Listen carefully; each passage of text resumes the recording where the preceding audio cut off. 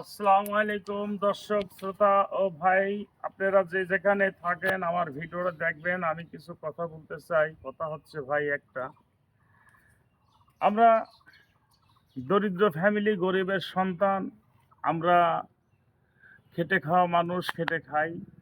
যারা বেকার আছেন, সংসারে অশান্তি, আপনারা বিভিন্ন জায়গায় বিভিন্ন জিনিস খেয়ে থাকেন। এটা থেকে আপনারা বিরত থাকবেন, কারণ এটাতে কখনো সুখী সংসার আসতে পারে না, কখনো সুখী হতে পারে না। আপনাদের ভুলের একটি কারণে আপনার পরিবার সবাই কিন্তু অসুখী। আপনারা কি জানেন? আপনার জন্য সংসারটা একেবারেই বেজায় অবস্থা। আপনার মা অসুখী, আপনার বাবা অসুখী, আপনার বউ অসুখী, আপনার বাচ্চা কাচ্চা না খেয়ে থাকে। আপনি শুধু একটা বড়ি খান, যার দাম ১৬০ টাকা।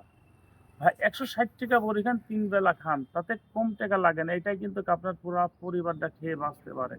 আপনারা ভুল পথের থেকে হেঁটে আসেন, নেশাগ্রস্ত থেকে হেঁটে আসেন। নেশা করবেন না, নেশা করে কখনো কেউ জিততে পারে নাই, ধ্বংস হয়ে যেতে হয়, ধ্বংস হয়ে যাবেন। ভাই, নেশার থেকে হেঁটে আসুন, সংসারকে সুখে রাখুন, আপনার ছেলে বউ বাল বাচ্চা মা ও বাবাকে সুস্থ রাখুন, ভালোভাবে খাওয়ান পরান।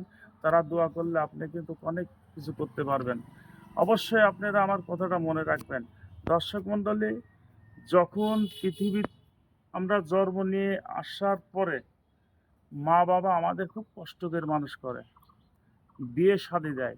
পরে মেয়েটাও চায় যে স্বামীর সংসারে একটা সুখ পাবো বলে আশা করে।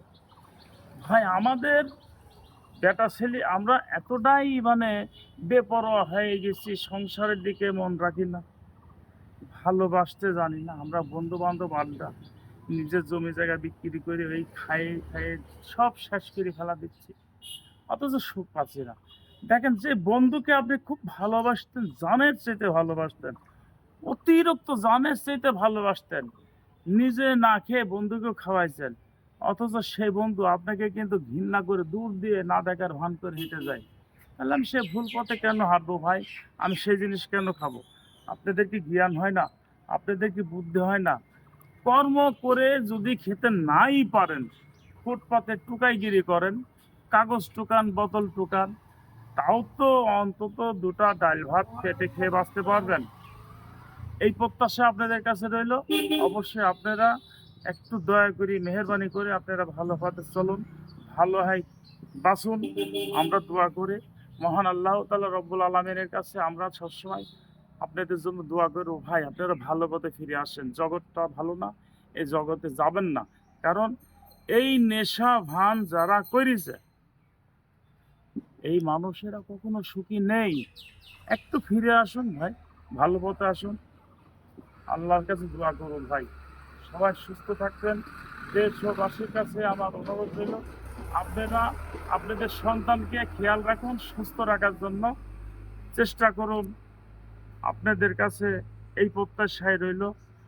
আল্লাহ হাফেজ।